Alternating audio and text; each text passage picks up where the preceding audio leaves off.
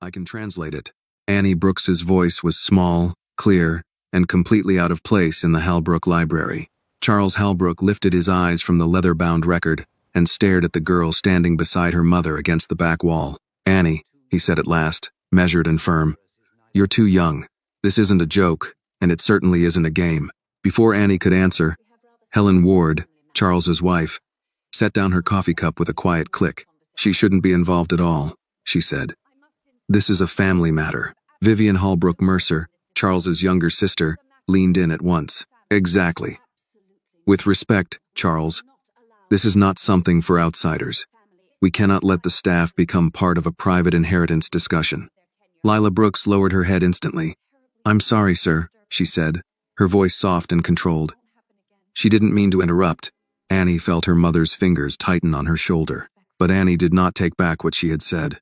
"I'm not joking, sir," Annie said. Charles folded his hands. "And why?" he asked, still calm. "Do you think you can translate something scholars haven't been able to read for decades?" Annie swallowed, then answered with the complete sincerity only a child could carry into a room full of suspicious adults. "Because my grandpa taught me how to tell when a mark is a letter, and when it's a secret pretending not to be one." Annie kept going. "My grandpa was an archaeologist," she said. "He showed me old hand-copied notes and symbol maps and trademarks and things people used when they didn't want strangers to understand what they wrote. He said some secrets hide in plain sight if everybody around them is too proud to look close." That drew a reaction. Vivian's brows rose. Helen's mouth tightened. Robert muttered, "Good Lord." But Charles did not interrupt. Annie took a breath. "If you let me have a piece of paper, I can show you." Lila bent immediately. "Annie, no." "Please, Mama." Annie's voice dropped, gentle, rather than defiant. "Just one paper." The room shifted. It was one thing for a child to make a claim. It was another for her to ask to demonstrate it. Price finally spoke. "Mr. Halbrook, allowing the child to illustrate what she means would not alter the order of proceedings." Helen turned toward him sharply. "Edwin, I'm only saying," Price replied, "that a drawing is not an interpretation. It is, at worst, a delay of 1 minute." Robert scoffed. "And at best?" Price adjusted one cuff. "At best, we discover whether the child is observant." Charles looked at Annie for a long moment. He was not a sentimental man, and nothing in his expression suggested indulgence. But he was curious now, though he tried not to show it. "One sheet," he said. "And then this meeting proceeds." Samuel Pike moved before anyone else did. From a writing desk near the window, he retrieved a cream-colored sheet of stationery and a fountain pen, then hesitated and exchanged the pen for a pencil. He brought both to Annie with the quiet gravity of a man setting out instruments for something he did not wish to insult. "Thank you, Mr. Pike," Annie said. He gave the smallest nod. "You're welcome, miss." Samuel placed a chair beside the table. It was too tall for Annie, and when she climbed onto it, her shoes could not quite find the rung at first. Lila moved instinctively to help, but Annie had already steadied herself. Standing there in her blue cardigan, with the pencil in one small hand, and all those wealthy adults staring at her, she looked both impossibly little and strangely composed. She bent over the paper. For a moment, the only sounds in the room were the scratching of pencil lead and the rain outside. Then Annie straightened and turned the page around. "There," she said. On the sheet were 5 simple symbols, copied neatly in a child's hand. "What is no? Oak. WW. The come and see what discovered." Therefore, Robert stared at them and gave another laugh, but it was weaker this time. "What exactly are we looking at?" Annie pointed to the first mark, a curved shape like a bent neck. "This one looks like a bird," she said. "But it's not bird. Not always. Sometimes it means watch, or keep watch, especially if it bends backward. Grandpa said when a sign looks behind itself, it usually means somebody didn't trust what was coming next." She moved to the second symbol, a circle with 2 dots beside it. "This one isn't decoration. It means the line doesn't belong where it sits. It tells you to read around it, not through it. Like the sentence is hiding behind itself." Her finger tapped the third mark, a little arch beside a straight line. "This one can mean key, but not a key you hold. More like the truth you need before something makes sense." She tapped the star. Grandpa said a star in a private family code can mean a name they don't want to write out loud. Then she pointed to the final symbol, 3 dots in a small triangle. And this means there's another meaning under the first meaning, like if somebody wanted their own family to understand, but not strangers. No one interrupted. Charles's eyes had moved from Annie's face to the page, and they stayed there. Price stepped closer without meaning to. Where? He asked carefully. Have you seen these before? Annie turned and pointed, not to the open page, but to the leather cover of the family record itself. On the edge, she said, very little. Pressed in. The bird mark is near the spine. The 3 dots are by the corner, and there's a broken key shape under the strapline. They're old, but they're there. Samuel Pike inhaled softly.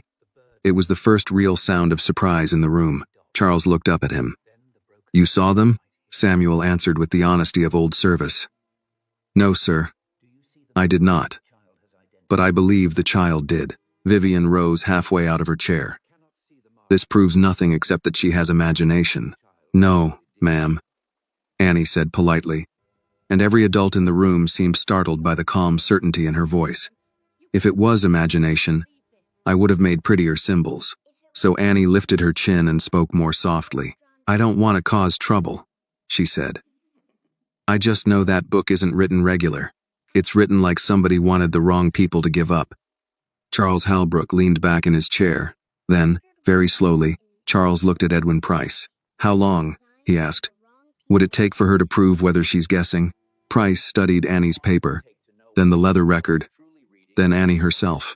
That depends, he said, on whether you want to know the answer or whether you only want the room kept comfortable. No one liked that, which was precisely why no one challenged it. Charles's gaze returned to Annie. At last, he said, All right, Annie. Show us what you see. And for the first time since entering the Halbrook Library that rainy October morning, Annie Brooks felt the old secret on the table turn toward her like something waking up. Charles Halbrook kept his eyes on Annie for a long moment. Then Charles made the decision. Let her do it, he said. Helen turned to him at once. Charles. He lifted one hand, not sharply, but with the quiet authority of a man accustomed to ending arguments before they formed. Let Annie translate the record. Vivian stared at him. You cannot be serious. I am entirely serious. Robert gave a short, disbelieving laugh. You're going to hand over the family's most private document to her? Charles's expression hardened. I'm going to allow the only person in this room who has recognized its structure to speak. That silenced Robert for a beat, though not with grace. Edwin Price adjusted his spectacles and looked at Annie with a new kind of care. Not belief, not yet, but no longer dismissal. If we proceed, he said, we proceed in order. The child reads aloud. I record. No interruptions, unless clarification is necessary. Helen folded her hands tightly in her lap. This is becoming absurd. No, Charles said, still watching Annie. Absurd would be ignoring what's right in front of us because it arrived in the wrong package. Annie placed her pencil down. May I hold it, sir? She asked. The question itself changed the room again. Price looked to Charles. Charles gave a single nod. Yes, carefully. Samuel stepped forward first, not because he doubted Annie, but because he understood the weight of ceremony. He drew the old leather record toward the lamp, then gently turned it so Annie could reach it more easily from the tall chair. Price removed one glove and offered his bare hand beneath the bottom edge in case the book slipped. It did not. Annie lifted the record with both hands. It was heavier than she had expected. Not in size, but in feeling. The leather was cool and slightly rough beneath her fingers. The boards creaked softly as she opened it wider, and the pages gave off that dry, time-worn scent she had loved since sitting beside her grandfather among stacks of copied notes, old museum pamphlets, and field journals full of symbols that looked like puzzles until he taught her they were really choices. She lowered her gaze to the first page. The room waited. Annie spoke quietly at first, but every word came clear.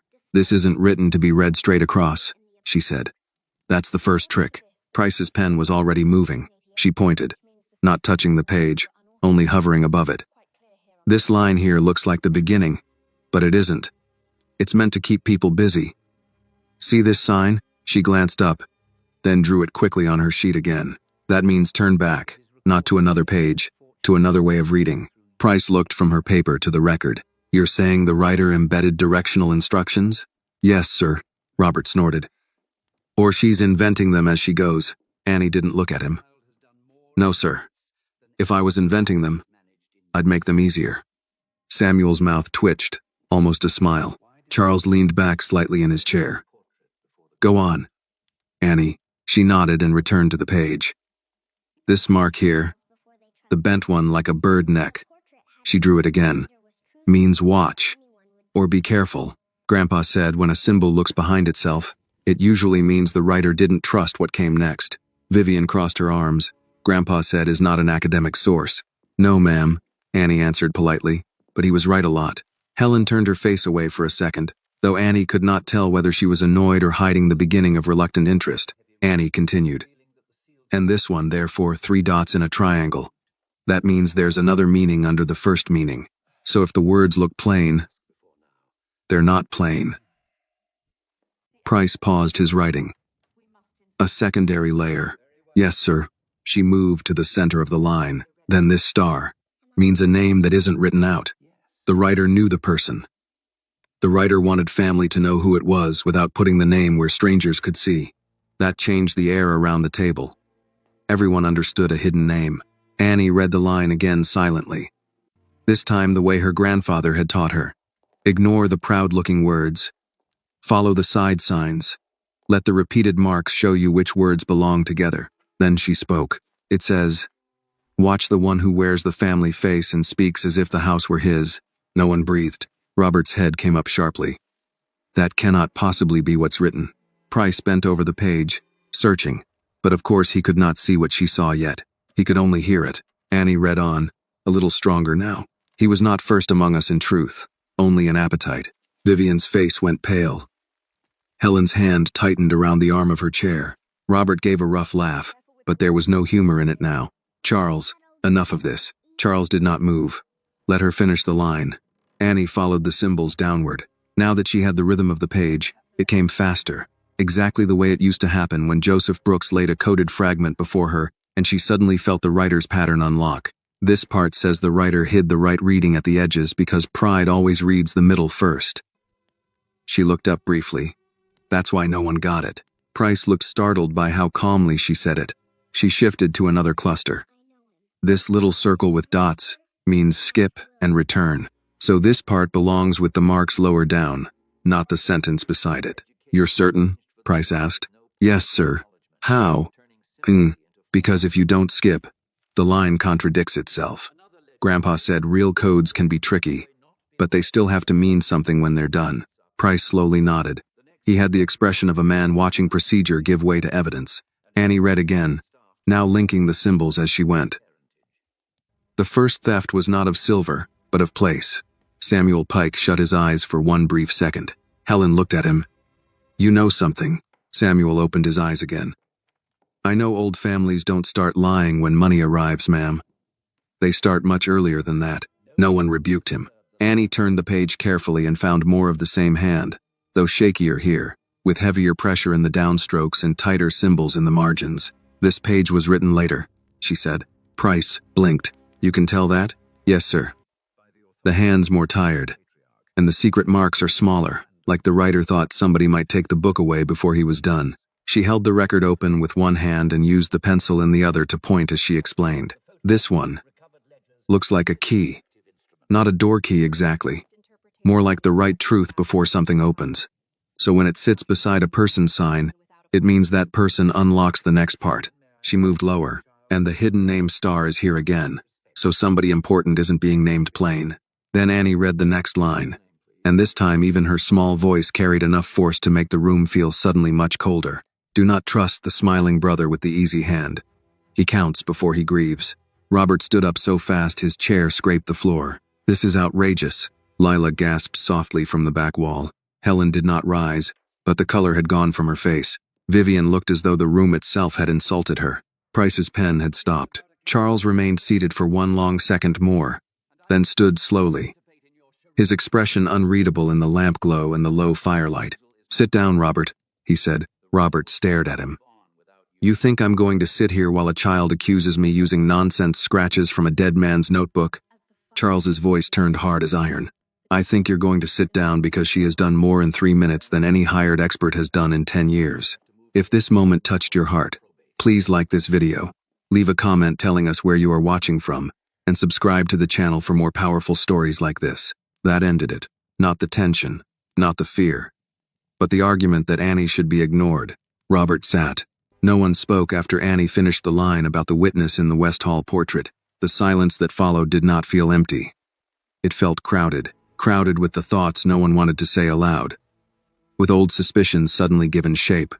With the uncomfortable realization that the family record was no clever antique puzzle at all. It was a warning, and warnings always became more dangerous once someone young enough, poor enough, and overlooked enough had the courage to read them without flinching. Annie stood on the chair beside the walnut table, one hand resting lightly on the open page, the other still holding the pencil Samuel Pike had given her. Her heart was beating faster now, but her voice had not shaken.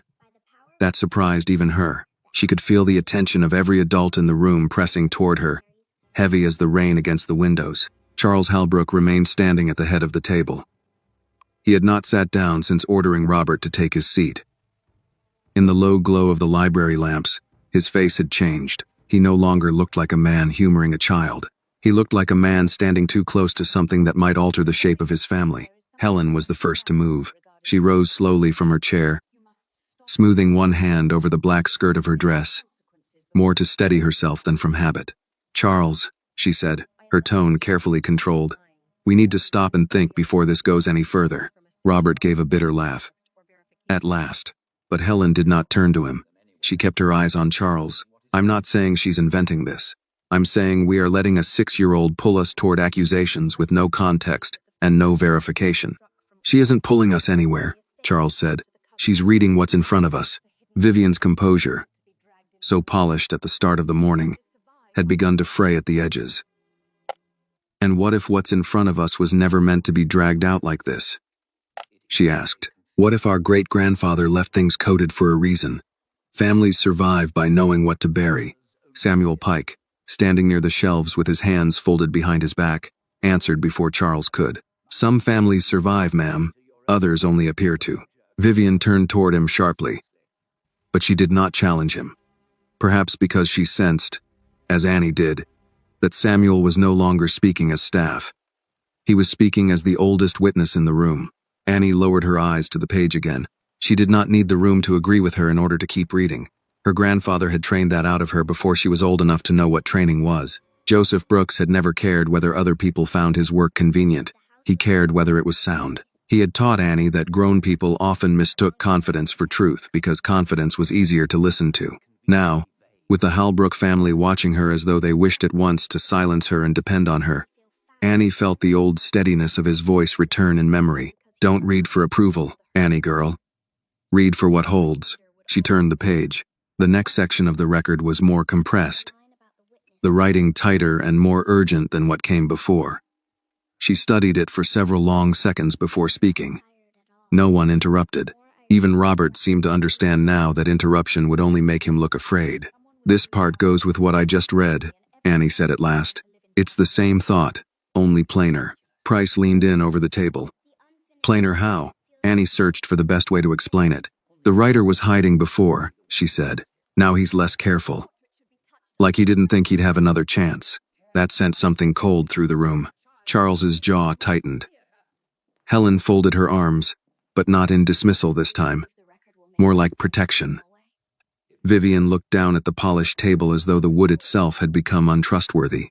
Annie read another line silently, then spoke it aloud. "It says the house was built on a wrong choice nobody wanted to undo because the wrong choice made everybody comfortable after it." Robert scoffed, but it sounded forced, conveniently vague. Annie looked up at him then. Not rudely, just directly. "No, sir. Vague would make people feel safe. This was written to make somebody feel found." No one rescued Robert from that. Price resumed his notes, though more slowly now, as if he no longer trusted speed. "Can you tell who the writer feared most?" he asked. Annie looked back at the page. "Not yet. But he feared family more than strangers. You can tell because he doesn't explain the people part. He assumes the right reader will already know where the hurt started." Charles stared at the record for a long moment. "And you think the West Hall portrait is part of that?" "Yes, sir." "Why?" Annie answered in the simple way she always did when she was most sure. "Because it came after the line about the witness. If the portrait wasn't important, it wouldn't have been tied to the hidden thing." Helen slowly sat back down, though she no longer looked composed. I have walked that hall for years. Samuel glanced toward her. Yes, ma'am. And whatever this is, was simply hanging there? That would appear to be the point. The rain thickened outside. Wind brushed the old window panes with a low moan. Somewhere upstairs, a floorboard creaked in the long quiet of a house listening to its own past. Lila Brooks finally stepped a little closer to Annie's chair. She did not touch her daughter, perhaps afraid even then of appearing too forward in a room that still was not hers. But her face, pale with worry at the beginning of the morning, now held something else too. Annie saw it the way children see what adults think they hide well. Amazement mixed with fear, and beneath both, the ache of a mother realizing her child has stepped into a place she can no longer shield her from. Baby, Lila said softly. You don't have to keep going if you're tired. Annie shook her head. I'm not tired, Mama. The truth was stranger than that. The more she read, the less tired she felt. The record had a shape now, not a full one yet, but enough that it no longer looked like confusion. It looked like a person trying to be believed by someone in the future. She turned another page. This one talks about place, Annie said. Not a place on land, a place in the family. Vivian's head lifted sharply. Read it. Annie obeyed. It says someone was moved out of their proper place and everyone after that learned to live in the lie because it was easier than giving the place back. Helen closed her eyes for a brief second. Price stopped writing again. Robert swore under his breath. Charles's voice, when it came, was lower than before. Does it say who? No, sir, not here. Does it say when? Long ago. Before your time. Before his too. Annie looked toward the old portraits without fully meaning to. It sounds like the kind of thing people decided to call finished because they didn't want to be the one who fixed it. That sentence landed with a force beyond her years, and everyone in the room knew it. Samuel was the one who broke the stillness. Mr. Halbrook, he said. Whatever this began as, it is no longer speculation. The child has established a pattern. The portrait in the West Hall should be examined. Vivian reacted immediately. Absolutely not. Not until Edwin reviews everything properly. Price looked at her with unusual frankness. Missus, Mercer, if there is physical corroboration attached to the written instruction, delay may be the least proper choice available to us. Robert stood again. Slower this time. So that's it? We chase a child's reading into the hallway and tear apart family portraits. Because everyone's suddenly in the mood for theater? No, Charles said. That single word quieted the room more effectively than any raised voice could have done. He stepped away from the head of the table and came around to Annie's side. He did not tower over her the way some adults did when speaking to children. Instead, he stopped at a respectful distance and looked first at the open record, then at the little girl holding steady before it. Annie, he said, if we go into that hallway, are you telling me you believe the record will make more sense there? Yes, sir. And you are certain. She thought of her grandfather's hands, broad and careful, turning old pages as though history deserved gentleness even when people did not. She thought of her mother standing behind her in borrowed stillness. She thought of all the adults in the room who had begun the morning convinced they knew exactly who mattered. Then she nodded. Yes, sir, I am. Charles drew a slow breath, then looked up at the others. We're going to the West Hall. Vivian half rose from her chair in disbelief. Helen did not stop him this time. Robert looked furious, but there was something else in it now, something more brittle than anger. Price gathered his papers. Samuel moved toward the door before being asked, already understanding what service meant when a family's old silence finally began to split. Lila reached Annie at last and laid one gentle hand against her back. The touch steadied her more than anything else in the room. Charles held the library door open himself. For the first time that day, nobody walked out according to rank. Not Charles first. Not the lawyer. Not the wife or the sister or the brother. They all followed the child. The West Hall of Halbrook House had always been a place people passed through without lingering. It was too formal for comfort, and too familiar to invite curiosity. The floorboards were dark oak, polished to a muted glow by generations of careful upkeep. Tall windows faced the rain-soaked lawns, and between them hung portraits of the Halbrook dead in frames heavy enough to outlast fashion, scandal, and perhaps even memory. On ordinary days, the hall served its purpose silently. It connected the library to the formal dining room, the dining room to the front staircase, the staircase to the rest of the house. A corridor. Nothing more. But that morning it felt like a witness box. Charles led the group into the hall and stopped halfway down, his eyes moving over the painted faces as if he were seeing them for the first time. Price came behind him carrying the family record and his notes. Helen and Vivian followed with very different kinds of reluctance. Helen's held tight beneath discipline. Vivian's sharpened into open resentment. Robert came last among the family, not because he had yielded anything, but because a man looks different once a room has begun to wonder what he fears. Samuel Pike stepped to one side, giving Annie a clear view. Lila stayed close behind her daughter now, no longer at the far wall where staff were expected to disappear. Annie could feel her mother's hand hovering at the middle of her back, ready to steady her if she stumbled, ready to claim her if the room turned hard again. The hallway smelled faintly of lemon wax, damp air from the old windows, and the dry woven scent of antique canvas. Annie looked up at the portraits one by one, a stern-looking man with side whiskers and an iron jaw, a woman in pale silk seated beside a marble column, a military coat in one frame, a judge's robe in another, eyes that seemed to follow, but only because they had once expected the world to do as it was told. "Which portrait?" Charles asked. His tone was measured, but Annie heard the strain beneath it. He wanted certainty from a child because the adults had failed him. That was a dangerous thing to want from anyone, especially someone 6 years old. Annie did not answer right away. She looked down at the open record in Price's hands, then back up at the row of portraits. Her grandfather had always warned her that once people started feeling frightened, they rushed, and the moment people rushed, they stopped seeing. So she made herself slow. The line she had read in the library came back clearly. Ask the witness kept in the West Hall portrait. For paint remembers where paper was denied, not the portraits. Singular. The witness. She walked a few careful steps forward, her shoes making almost no sound against the runner. The adults watched with that strange combination of doubt and need she had begun to recognize in them. Annie studied the frames, not the faces at first. That was what her grandfather would have done. People looked at paintings, he looked at nails, corners, backing boards, dust lines, repairs. The first frame bore a skin of gray dust in the top grooves and none in the lower carved leaves. Recently wiped, perhaps, but not unusual in a large house.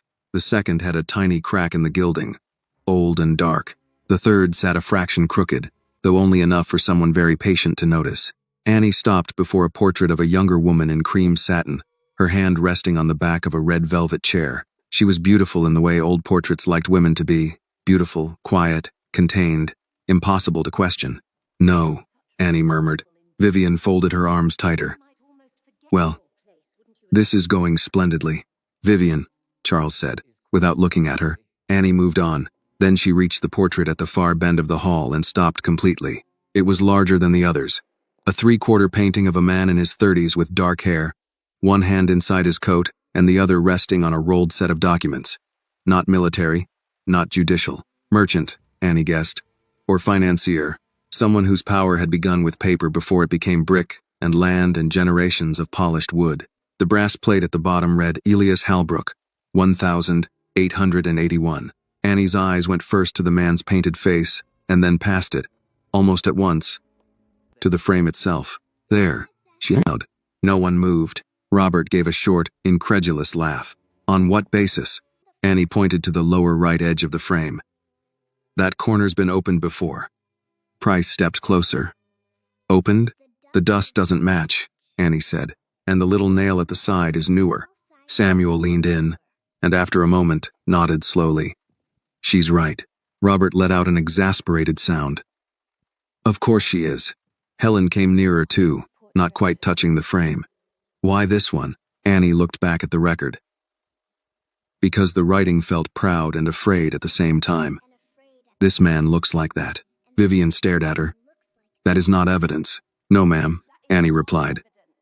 "The nail is evidence." For the first time, Charles almost smiled. It did not soften him much, but it changed the room by a degree.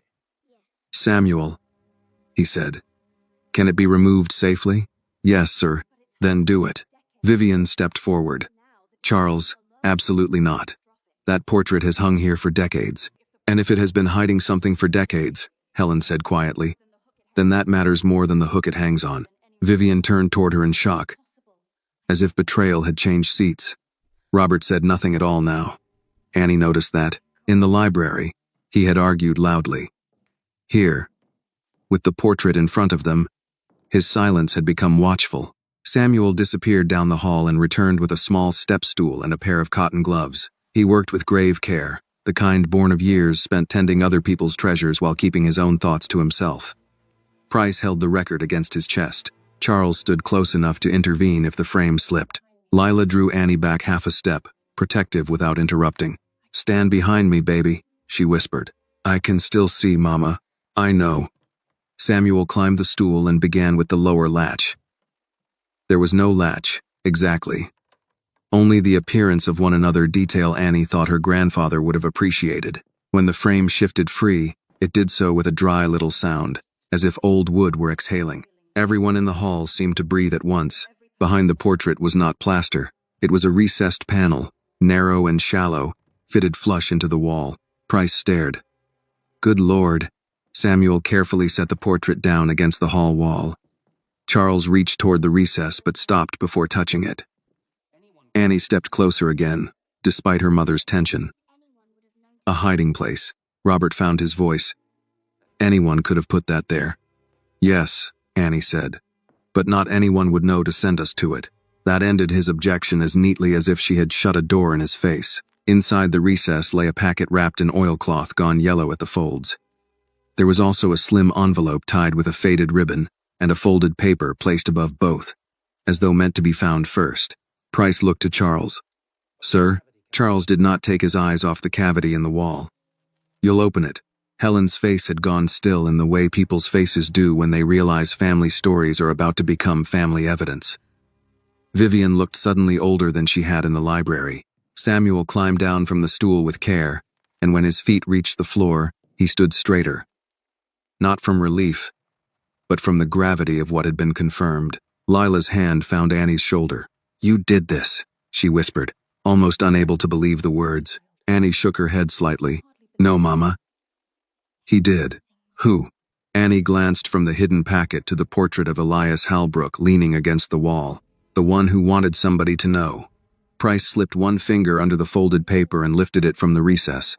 The sheet was brittle, but intact. At the top, in dark old ink, was a line written larger than the rest, meant to catch the eye before any hand could tremble too much to hold it.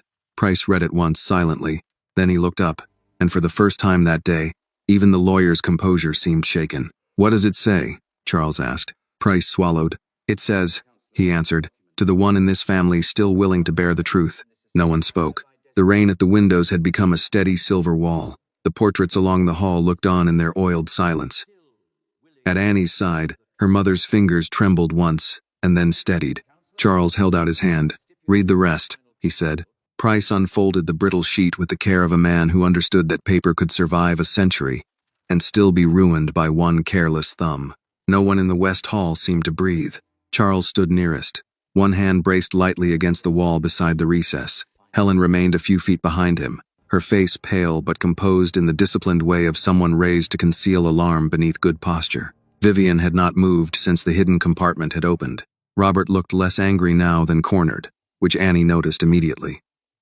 Samuel Pike stood with the old portrait at his side, as solemn as if he were attending a second funeral. Lila's hand still rested on Annie's shoulder, warm and trembling. Price lowered his eyes to the page. "It appears to be written by Elias Halbrook," he said quietly. "The hand is consistent with the signatures in the earlier ledgers." Charles gave a brief nod. "Read it," Price began.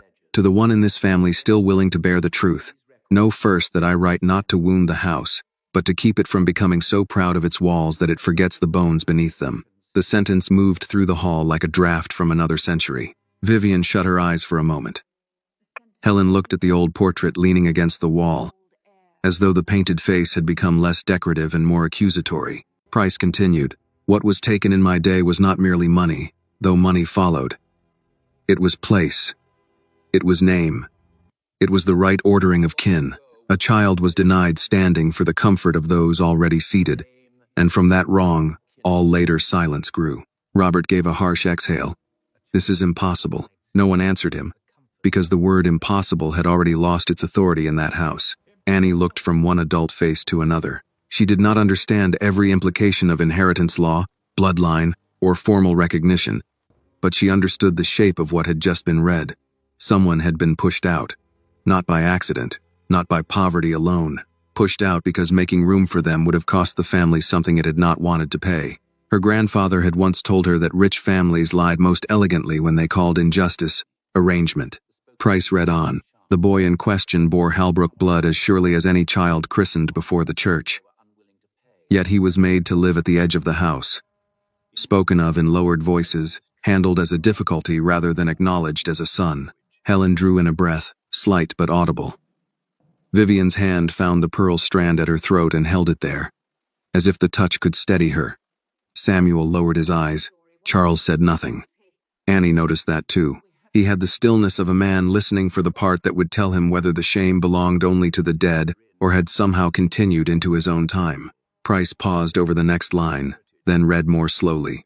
The mother was not of our rank, and so the child paid the price for the father's cowardice. Let no descendant of mine pretend that class is cleaner than sin. It is merely better dressed. Even in a hall filled with portraits of old power, the sentence landed like a slap. Samuel Pike let out the smallest sound. Not quite approval, not quite grief. It sounded more like recognition. Robert looked at Charles. You cannot mean to let this stand as evidence of anything. A letter hidden behind a painting? Written by a man who's been dead over 100 years? Price answered before Charles could. Hidden documents accompanied by coded reference in a known family record qualify as evidence of intent, at the very least. Robert turned on him. Intent is not law. No, Price said. But it has a way of dragging law after it. Annie liked Mr. Price more for that sentence, though she would not have known how to explain why. Charles extended his hand. What else is in the compartment? Samuel carefully passed him the oilcloth packet, but Charles did not open it himself. Instead, he gave it back to Price, perhaps because lawyers were steadier with old proof than family ever was. Price set the letter atop the broad frame of the removed portrait and began to untie the oilcloth bundle. The knots were stiff with age. When the fabric finally loosened, 3 items emerged. A narrow leather notebook, a sealed envelope bearing no name, and a folded parchment map of some kind, yellowed and cracked at the creases. Robert laughed again, but it sounded thinner now. Wonderful. More relics. They were hidden with the letter, Helen said. That makes them more than relics. Vivian turned to Charles with sudden urgency. We do not need to keep doing this in the hallway. If we must continue, then fine. Back in the library, privately, before the whole household starts whispering. At that, Lila instinctively stepped back, as if the phrase whole household had reminded her where she was supposed to disappear again. Charles noticed. Annie saw him notice. No one leaves, he said. Not yet. The sentence did not raise his voice, but it redrew the boundaries of the moment. Lila stopped retreating. Samuel remained where he was. Helen looked toward Charles with the first sign of open surprise she had shown all morning. Price opened the small leather notebook. The pages inside were filled with dates, names, short account lines, and remarks in the same old hand as the letter, though less carefully formed. This was not confession. This was tracking, the sort of book a practical man kept when conscience and self-protection required an exact memory. Price flipped to the first legible page and frowned. There are repeated references to a household stipend, he said. Not listed among primary staff accounts. Samuel spoke quietly. Kept off the main books, then? Price nodded once. It would appear so. Name? Charles asked. Price ran a finger down the page. Mara Bell. Something changed in Vivian's face, quick and involuntary. Annie caught it because children often saw the first honest expression before adults had time to bury it. Helen caught it too. You know that name. Vivian straightened at once. I know many names from this house. That isn't what I asked. I said I know it. And? Charles asked. Vivian pressed her lips together. When she spoke, she sounded younger and more brittle than before. My grandmother used it once, many years ago. Not as staff, more like a family inconvenience from before anyone wished to remember such things. Samuel turned his head toward her. That is one way of putting it, ma'am. Vivian's eyes flashed. Do not lecture me. Samuel, I would never presume to, ma'am. But the gentle answer only made her flush more deeply. Annie looked down at the old notebook. The boy was hers. No one had asked her, but she knew it. Price checked the page again. There are references to the child beside the stipend, yes, and later to tuition paid under another surname. Charles's stare sharpened. Another surname? Yes. Which one? Price turned the page. Bell. The child was not entered under Halbrook. The rain hammered harder against the windows. Somewhere downstairs, the front door opened and closed, perhaps with a courier or a late-arriving floral delivery still left over from the funeral. Life outside the West Hall kept moving, unaware that an entire family history had begun to crack. Helen folded her arms more tightly. So the hidden child was educated, provided for, and erased. It would seem so, Price said. Robert seized on that. Then what exactly are we mourning here? Old hypocrisy? Fine. Welcome to every respectable family in America. Charles turned to him slowly. If that's all you hear in this, then you are proving the letter right. That shut him up. Annie stepped a little closer to the notebook. There's more. Price looked down. You can see that from there? She pointed. Not the words. The way it stops. It doesn't end finished. Price flipped to the final written pages. Annie was right. The entries grew sparse, then urgent, then ended with 3 lines written more darkly than the rest. He read the first in silence. Then aloud, if they deny him still, the proof shall remain where the West Hall watches and where the old surveyor's marks keep faith better than descendants do. Charles frowned. Surveyor's marks? Price looked up. Possibly the map. He unfolded the yellowed parchment with Samuel's help. It was a property plan of the original Halbrook grounds, drawn before later additions reshaped the estate. Annie could not read all of it from where she stood, but she saw enough to understand that the house had once been smaller, the outbuildings closer, the orchard stretching farther west than it did now. Near the lower margin, one section had been marked in darker ink. Samuel leaned in. That was the old carriage house, sir. Torn down before your father renovated the grounds. Price traced the notation beside it. And beneath that, a foundation vault. Charles looked from the map to the notebook, then back to Annie. She felt her mother's hand tighten again, not from shame this time, from the dread of realizing that one truth was leading to another, and another, and another, and there might not be any graceful way to stop once the first had been spoken aloud. Charles drew a slow breath. Back to the library, he said. All of it. The letter, the notebook, the map. Vivian protested immediately. Charles! No. He turned to Annie then, and his face, for the first time all morning, held neither indulgence nor surprise.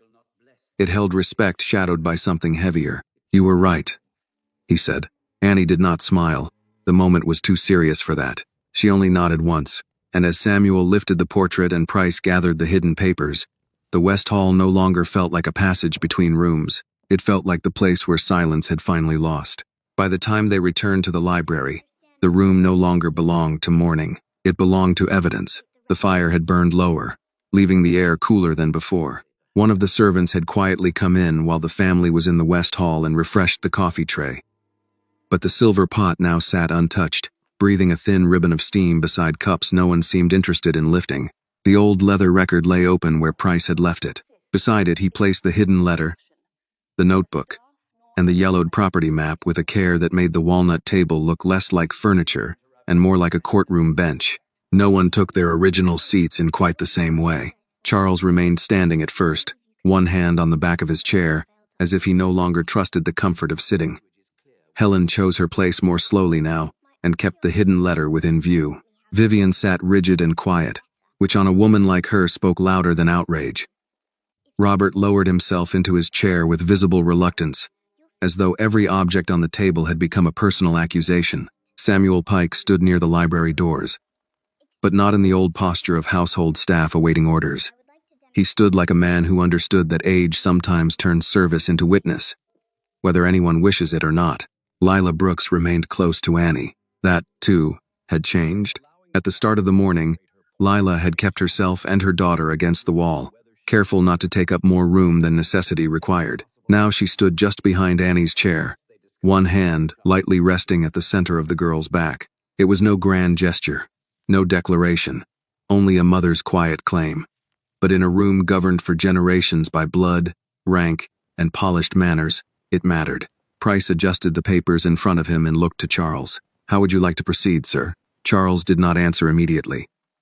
His eyes moved from the map to the notebook, and then to the child at the side of the table. With order, he said at last. And with everything on record. Robert gave a short, humorless laugh. Now we're formal. We should have been formal from the moment the record began to answer back, Helen said. Robert turned toward her. You seem very comfortable with this. No, Helen replied. I'm simply less comfortable with denial. That left him with nothing graceful to say. Price opened the leather notebook to the marked pages again. The references to Mara Bell are consistent, he said. There are repeated stipend entries over a 14-year period, then educational payments under the same surname. No mention of the boy's given name in the lines I've reviewed so far. Only the child, then later the boy, then eventually initials. Which initials? Charles asked. Price turned 2 pages. J, B. Annie looked up at once. The letters landed inside her with the faint jolt of something familiar. Not because she understood the family connection yet, but because initials had always mattered in her grandfather's papers. Joseph Brooks had labeled everything by initials first, name second, as though identity began in shorthand and had to be earned back in full. Samuel Pike noticed Annie's expression. You see something, miss? Annie looked from the notebook to the property map. Not see, just, it feels like the writer stopped hiding a little. Price considered that. Meaning, when people are afraid, they hide more. When they get tired, they hide less. Annie pointed softly toward the notebook. At the beginning he says child, then boy, then initials. That means the truth got heavier to keep carrying. No one dismissed her now. Price nodded once, almost to himself. That is a sensible reading of the progression. Vivian shifted in her seat. Even if this hidden child existed, and even if there was some shameful arrangement generations ago, what exactly are we doing? Digging up old disgrace to satisfy a dead man's taste for melodrama? Charles turned to her. If that's what you believe this is, then you have not been listening. Vivian lifted her chin. I've been listening perfectly well. I'm asking what practical purpose any of it serves. The practical purpose, Price said, is that Charles attached a portion of the estate to the correct interpretation of the record. If the hidden family line or its treatment affects title, trust language, or beneficiary intent, then it serves a great many purposes. Robert let out a breath through his nose. There it is, money again. No, Helen said quietly. Consequence. The distinction settled over the room with uncomfortable clarity. Annie looked down at the map as Price smoothed it flatter. The old survey lines wandered through the original estate with a kind of severe confidence she recognized from old technical drawings her grandfather used to bring home. The house itself had once been smaller, more exposed. The carriage house stood where there was now only lawn and a row of clipped hedges. Near the west boundary, a square shape had been marked beneath the old outbuilding, and beside it a notation too faded for Annie to make out from where she stood. May I come closer? She asked. Charles answered at once. Yes. Lila's hand left her back only long enough for Annie to step around the chair. She moved to the table and leaned carefully beside Price, not touching the map, only looking. It's the same hand as the note? Charles asked Price. Yes, or near enough to indicate the same source. He tapped the darkened notation by the square mark. This appears to reference a vault, or lower storage chamber. Samuel came nearer. The carriage house had a stone base, sir.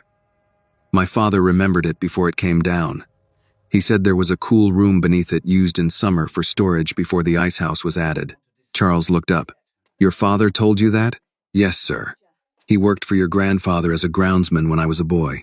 That seemed to matter to Charles. The Halbrooks had long histories, but histories tended to be easier when spoken in the family's own voice. Now the truth was assembling itself from Butler's fathers, hidden stipends, and a child's eye for patterns. That was not how old houses liked to be explained. Annie narrowed her eyes at the notation on the map. That word there, it's not just vault. Price glanced down. You can read it? Not all of it. But the last part says, ledger. His head came up. Ledger? Annie nodded. I think so. Robert leaned forward in frustration. You think so. You think. You feel. You believe. We are rebuilding family history on a 6-year-old's instincts. Before anyone else could speak, Lila did. My daughter has been right about every step so far. The library went completely still. Lila seemed surprised by her own voice. as if the sentence had emerged before fear could stop it. She stood straighter after it, though Annie could see her pulse flickering at her throat. Robert stared at her. "This is not your place." "No," Lila said, and the softness in her tone made it stronger, not weaker. "But Annie's been put in it all the same." Helen looked at Lila for a long moment, then lowered her eyes. Not in surrender, Annie thought, but in recognition. There were women who had never been servants, and still knew what it meant to speak in rooms where men assumed the air belonged to them. Samuel cleared his throat gently, giving the room a way to move on with its dignity partly intact. "If there is a ledger," he said, "then Elias meant for the truth to be provable, not merely confessed." Price nodded. "And if the map and notebook correspond, the next step is obvious." "Carriage House Foundation," Charles said. The words changed the atmosphere at once. A letter could be argued with. A hidden notebook could be minimized, but a physical location on the estate, tied to survey marks and old household memory, pointed toward something harder to dismiss. Vivian rose from her chair. "Absolutely not today." Charles looked at her. "Why?" "Because this has gone far enough for one morning. Because the house is full of people. Because the weather is miserable. Because my brother was buried 2 days ago. And because decent families do not go digging through ruined foundations on the word of old letters and buried shame." "Perhaps decent families should have done it sooner," Helen said. Vivian stared at her, almost wounded. Charles finally sat. Not from weariness, but from decision. Once seated, he seemed more dangerous than when he stood. More fixed. "We are not doing this with half measures anymore," he said. "Edwin, everything stays documented. Samuel, have someone check the old grounds plans from storage and see whether the foundation lines still correspond with the current west lawn." Quietly, no gossip, he turned to Vivian. "And yes, today," Robert pushed back from the table. "You cannot seriously mean to excavate part of the property over this." "Not excavate," Charles said. "Inspect. That is a lawyer's word for the same humiliation." "No," Price said, closing the notebook. "Humiliation is what families feel when secrets outlive courtesy." Even Samuel glanced at him for that one. Charles looked at Annie then, not as one looks at a child to be comforted or shooed away, but as one looks at the person who has made denial impossible. "Annie," he said, "before we go any further, I want to know one thing. If there is a ledger under the old carriage house, why do you think the record sent us first to the portrait?" Annie considered the question carefully. Her grandfather had always said that the best answer was usually the one that felt least proud. "Because people trust walls before they trust ground," she said, "and because the portrait proved the writer was telling the truth before asking anybody to go looking deeper." Price's expression shifted into something close to admiration. Helen's eyes softened despite herself. Even Vivian did not immediately object. Charles gave a slow nod. "Exactly." Outside, the rain began to ease, though the gray light through the library windows remained cold and thin. Somewhere downstairs, the clock in the front hall struck noon.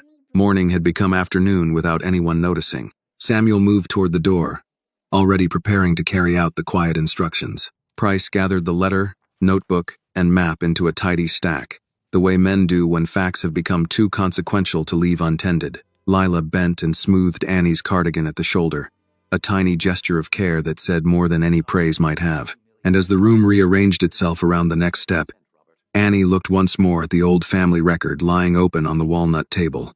It no longer seemed secretive now, only patient, as if it had waited all these years not for the cleverest person in the house, but for the one person no one had thought important enough to deceive. Samuel Pike returned 20 minutes later with mud on the hem of his trousers, and an old ring of iron keys resting in his palm like something retrieved from a forgotten part of the century.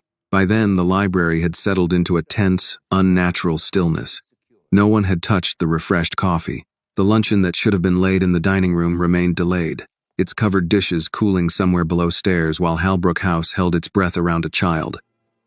A dead man's puzzle, and the possibility that the estate itself had been standing over the truth for generations. Charles had not left the room. Neither had Price. Helen had moved to the window and stood there for several minutes without really looking out. One arm folded across her waist, the fingertips of the other hand resting lightly against her mouth. Vivian had returned to silence, though hers was no longer composed. It had the brittle look of someone whose idea of family had begun to split along old seams. Robert paced once, then twice, then finally gave up and stood at the mantel, staring into the low fire as if anger might reveal itself more clearly in coals than in people. Annie sat in the high-backed chair Samuel had placed near the walnut table, her legs too short to reach the floor, her hands folded in her lap when she was not tracing the edge of her own borrowed sheet of paper. Lila stood